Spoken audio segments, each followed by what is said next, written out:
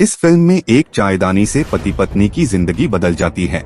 एक निगम के लिए काम करने वाले जॉन नाम के एक व्यक्ति को सबसे पहले उद्घाटन में पेश किया जाता है। वह एक घर किराए पर लेता है जहां वह और उसकी पत्नी रहते हैं। अब घर का मालिक अपनी पत्नी को लगातार परेशान करता है, साथ ही वह जॉन को लगातार परेशान कर रहा है और उसे चैन से नहीं रहने देगा। एलिस, जॉन की पत्नी, एक ठोस नौकरी की तलाश में है, लेकिन उसे खोजने में परेशानी हो रही है। यह इंगित करता है कि उनका दुर्भाग्य जारी है और वे कोई भाग्यशाली नहीं बन रहे हैं। पहला यह है कि जॉन के प्रबंधक ने उनके काम को अस्वीकार कर दिया और दूसरा यह है कि रोजगार की तलाश के बावजूद एलिस को एक सभ्य स्थिति की पेशकश नहीं की जा रही है। इस भयानक समय में उन्हें पैसे की जरूरत है और जो पैसा उन्होंने बचाया है वह खत्म हो रहा है। अब वे दोनों एक सभा में शामिल होते हैं जहां उनके केवल 2 करीबी दोस्त थे। वहां उनसे सिर्फ उन्हीं 2 दोस्तों ने बात की, लेकिन वे किसी भी तरह से इससे अप्रभावित हैं। बातचीत के दौरान पहले दिन घर के जरूरी सामान की खरीदारी करने जाएंगे। इस बीच एक ट्रक ने उनके वाहन को टक्कर मार दी, जिससे दुर्घटना हो गई, लेकिन सौभाग्य से वे सुरक्षित हैं। वे किसी घटना का अनुभव नहीं करते हैं। पुलिस अंततः भी दिखाई देती है। जब वे पुलिस से बात कर रहे थे, एलिस ने एक स्टोर के सामने देखा जहां दुर्लभ और प्राचीन वस्तुएं बेची जा रही थीं।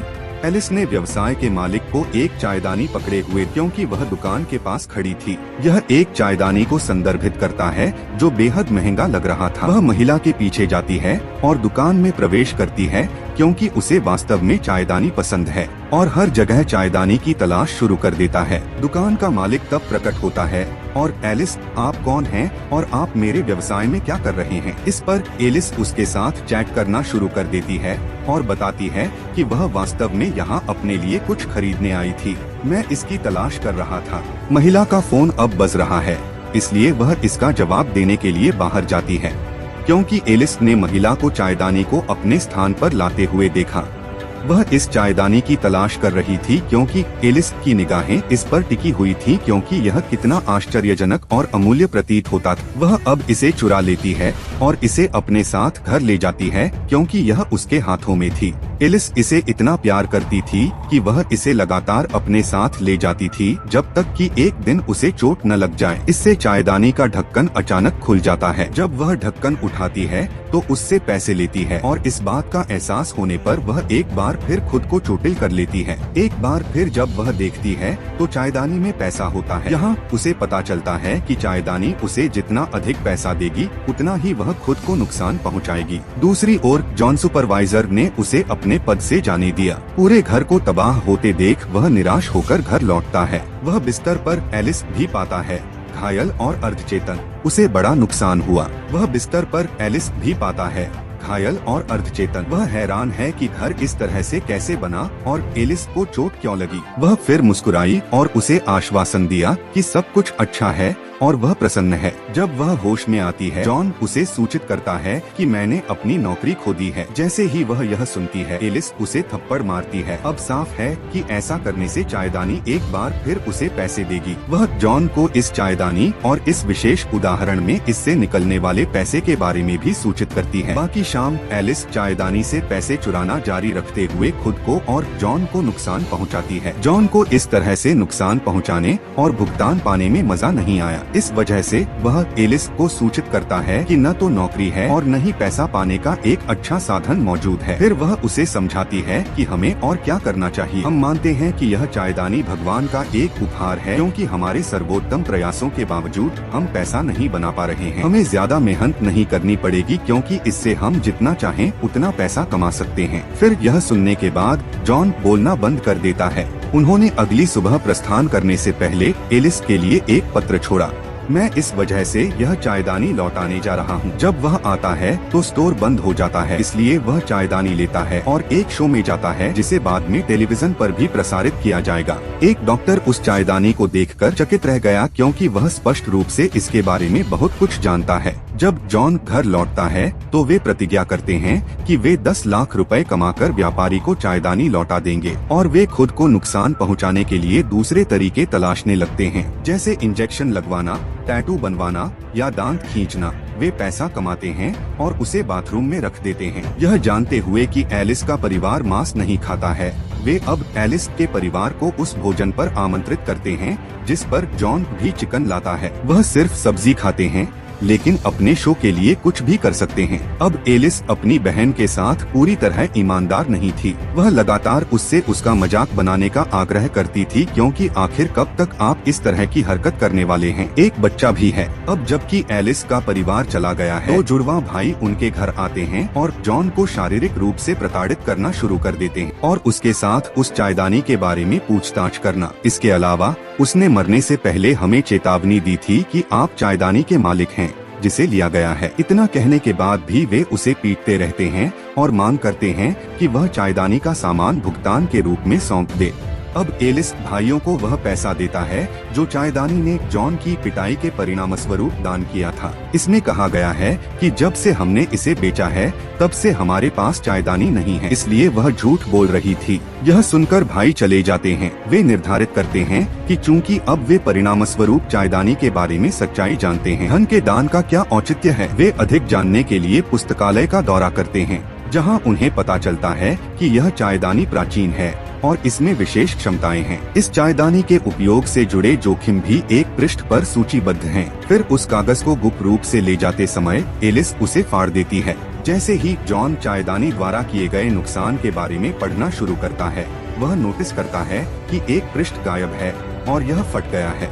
अब जब हम अपराधी के बारे में जानते हैं, तो वह इसके बारे में एलिस से भी सवाल करता है। हालांकि वह यह भूल जाता है जब वह यहाँ और वहाँ अन्य विषयों के बारे में बात करती है। घर लौटने के बाद वह जॉन को सलाह देती है कि हमें अधिक धन प्राप्त करने और इसे खर्च करने के लिए और अधिक मेहनत करनी चाहिए, साथ ही साथ बहुत मजा भी करना चाहिए। यह जानकर अच्छा लगा कि जॉन उससे सहमत है। वे एक महंगी ऑटोमोबाइल और एक शानदार भव्य हवेली खरीदने के बाद घर पर एक पार्टी का आयोजन करते हैं। लेकिन जॉन ने नोटिस किया कि एलिस का अपने साथी के साथ व्यवहार उचित नहीं है। वह उसके साथ अच्छा व्यवहार नहीं कर रही है, इसलिए उसकी बजाय एक अमीर लड़की से दोस्ती हो जाती है। उसके विपरीत अपने दोस्त के साथ जॉन का व्यवहार पहले जैसा नहीं था। उससे कोई फर्क नहीं पड़ता। जब उत्सव चल रहा था, उसी चायदानी को देखकर चौंक गए वही डॉक्टर उनके आवास पर पहुंचे। वह जॉन को सूचित करता है कि चायदानी पति और पत्नी दोनों के जीवन के लिए खतरा है। मैं आपसे इस बारे में बात करने आया था। वह कुछ सोचने के बाद कहते हैं, यह कहते हुए कि मैं पहले अपनी पत्नी एलिस के साथ इस पर चर्चा करूंगा।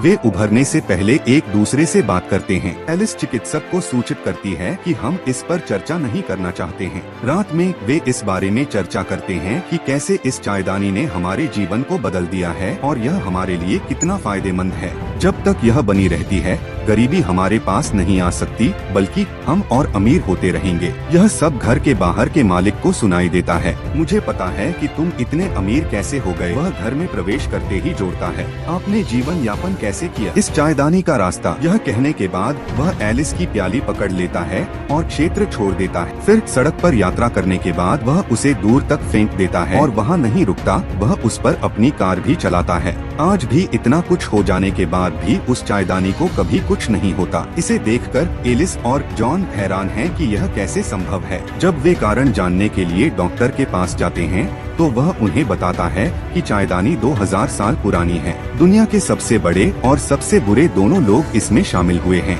बाद में इसे एक सैनिक ने खो दिया और अगर इस चायदानी को गलत हाथों में जला दिया गया तो यह पूरी तरह से बर्बाद हो सकता है। अब जब यह चायदानी आपके पास है, तो यह आपके विचारों में मौजूद किसी भी बुराई को आप सभी में प्रसारित कर देगी। परिणाम स्वरूप आप पूरी तरह से नष्ट हो सकते हैं। लेकिन मुझे पता है कि इससे कैसे छुटकारा पाया जाए। अपनी भलाई के लिए उस चायदानी को मुझे सौंप दो। लेकिन एलिस ने विरोध किया, इस वजह से वह उसे नहीं देगी। इसके बाद फिर से उन दोनों के घायल होने का सिलसिला शुरू हो जाता है। जुड़वा भाई फिर एक रात अपने घर में घुस जाते हैं और बाथरूम में रखे पैसे ले जाते हैं। फिर उनकी बात सुनकर चले जाते हैं। एलिस को चायदानी पकड़े हुए देखकर भाई ने टिप्पणी की कि यह चायदानी हमारी है और इसमें से पैसे चुराकर आप हमारे अधिकारों का हनन कर रहे हैं।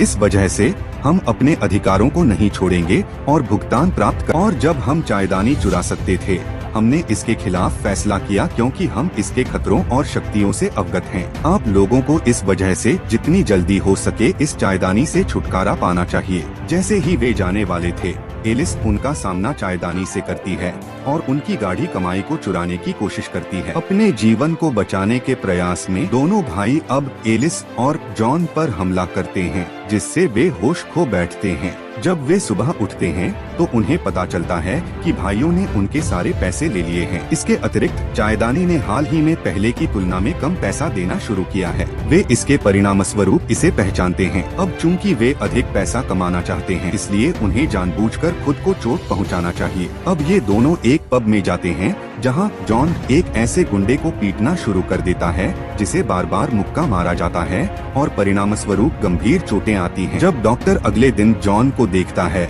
तो वह टिप्पणी करता है कि केवल वह चायदानी ही बता सकती है कि वह कितना बदल गया है। अब जब यह चायदानी आपके पास है तो यह आपके विचारों में मौजूद किसी भी बुराई को आप सभी में प्रसारित कर देगी। तब एलिस को पता चलता है कि चायदानी से पैसे इकट्ठा करने के लिए उसे खुद को नुकसान पहुंचाने की जरूरत नहीं है। वास्तव में चायदानी अभी भी किसी को पैसे की पेशकश कर सकती है यदि वे पास में घायल हो गए हैं। यदि वे अधिक पैसा कमाना चाहते हैं तो उन्हें अब जानबूझकर खुद को चोट पहुंचानी होगी। अब ये दोनों एक पब में जाते हैं जहां जॉन एक ऐसे गुंडे को परेशान करना शुरू कर देता है जो बार बार पीट रहा है और भयानक घाव सह रहा है। जैसा कि अब आप पर उसका प्रभाव है, वह उसे एक बार फिर उस चायदानी से जल्द छुटकारा पाने के लिए कहना शुरू कर देता है। तब एलिस समझती है कि चायदानी से पैसे निकालने के लिए उसे खुद को चोट पहुंचाने की जरूरत नहीं है। वास्तव में यदि किसी व्यक्ति को आसपास चोट लगी है तो भी चायदानी उन्हें जॉन तेजी से कार का पहिया बदलता है क्योंकि वह सड़क पर चल रही एक महिला को मारना शुरू कर देता है। नतीजतन एलिस भयानक लगता है। वह और अधिक विवरण सीखने से पहले जॉन को एक अच्छे दिन की कामना करके वाहन से बाहर निकलती है कि एक दूसरे का मजाक उड़ाकर चायदानी उन्हें भुगतान कर रही है। फिर अपनी आय बढ़ाने के प्रयास में एलिस जॉन को उन चीजों के बारे में बताती है जो उसे चोट पहुंचाती हैं और फिर वह उससे पैसे की भीख मांगती है। उसकी आलोचना करना, ये सभी नकारात्मक बातें हैं जो वे हमेशा एक दूसरे से कहना चाहते थे और ऐसा करके वे हर दिन एक दूसरे से कहते हैं, लेकिन वे जवाब नहीं दे पाए। उनके रहस्यों को उजागर करने के एवज में कुछ चीजें ऐसी भी थीं जिनसे पैसा भी कमाया जा रहा था। फिर भी वे अलग होने के लिए तैयार थे। यहाँ एलिस एक महत्वपूर्ण रहस्य को उजागर करती है।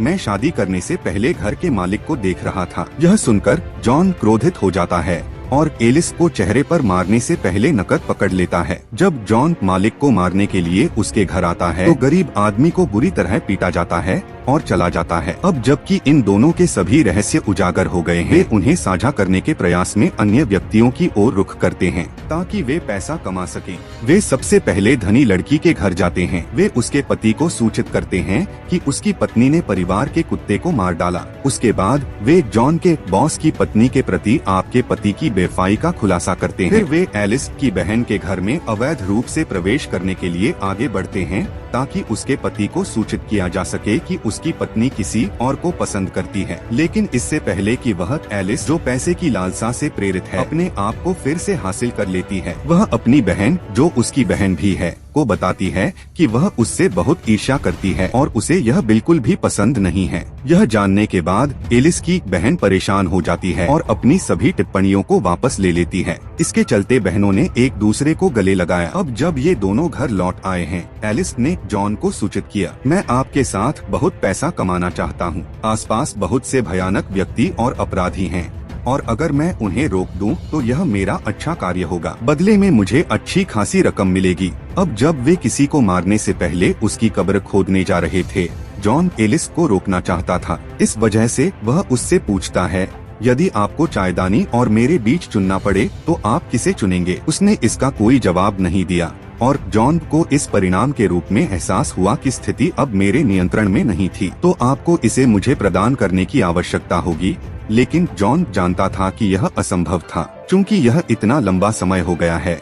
एलिस कभी भी चायदानी या उस पृष्ठ से अलग नहीं होगी जिसे उसने किताब से फाड़ दिया था। इसके माध्यम से वह सीखता है कि इस चायदानी का उपयोग करने से बहुत नुकसान होता है। इसलिए वह जॉन से माफी मांगती है और जवाब देती है, ठीक है, डॉक्टर को यह चायदानी दे दो। लेकिन थोड़ी देर बाद जब वह इसे देखती है तो उससे दूर होने लगती है और इसे लेने से मना कर देती है। तो आपको इसे मुझे प्रदान करने की आवश्यकता होगी। लेकिन जॉन जानता था कि ऐसा नहीं होने वाला था। चायदानी और किताब का पन्ना जिसे एलिस ने फाड़ दिया, वह हमेशा के लिए उसके कब्जे में रहेगा, क्योंकि यह इतना लंबा। जॉन से माफी मांगती है और जवाब देती है, ठीक है, मैं समझती हूँ कि इस चायदानी का उपयोग करने से भारी नुकसान होता है। यदि आप डॉक्टर को यह चायदानी देते हैं तो वह पहले इसे अस्वीकार कर देगी, लेकिन अंततः इससे दूर होने लगेगी। यह जानते हुए कि वह इसे इतनी आसानी से नहीं छोड़ेगी, जॉन चायदानी को पकड़े हुए खिड़की से बाहर निकल जाता है। खून से लथपथ जमींदार जब उसके पास पहुंचा तो उसका घर चारों तरफ बिखरा हुआ था। वह राइफल को हाथ में पकड़कर उन पर इशारा कर रहा था। फिर एलिस उसे रोकने का प्रयास करता है, लेकिन वह कायम रहता है और परिणाम स्वरूप दोनों लड़ते हैं। जमींदार की पत्नी भी आती है। एलिस और जॉन की हत्याओं से पहले उसके हाथ में एक रिवॉल्वर थी। जुड़वा भाई भी इस बिंदु पर पहुंचते हैं और चूंकि उन दोनों के पास बंदूकें थीं, उन्होंने एक दूसरे पर गोलियां चलानी शुरू कर दी और एक दूसरे को मार डाला। इस गोलाबारी में एलिस और जॉन को जिंदा रखा गया था। अब जबकि वे मर चुके हैं, चायदानी नकदी से लदी हुई है। यहीं पर फिल्म का कथानक समाप्त होता है, जिसमें चायदानी की छवि जलमग्न हो जाती है। वे दोनों उस पैसे और चायदानी का इस्तेमाल करके घर से निकल जाते हैं। उनके सामने खड़े डॉक्टर इन दोनों के लिए चायदानी की शक्ति बंद कर देते हैं और कहते हैं, आप उन चंद बड़े लोगों में से एक हैं जिनके पास आज इस चायदानी को बड़े लोगों के बीच छोड़ने का साहस था। उस स्थान को छोड़ने और दूर जाने के साथ साथ वे अपने दोस्तों को भी चायदानी से जो कुछ बनाया था उसे साझा करते हैं। डॉक्टर फिर चायदानी को समुद्र में फेंक देता है ताकि कोई उसे फिर से न ढूंढ सके। यहीं पर फिल्म का कथानक समाप्त होता है।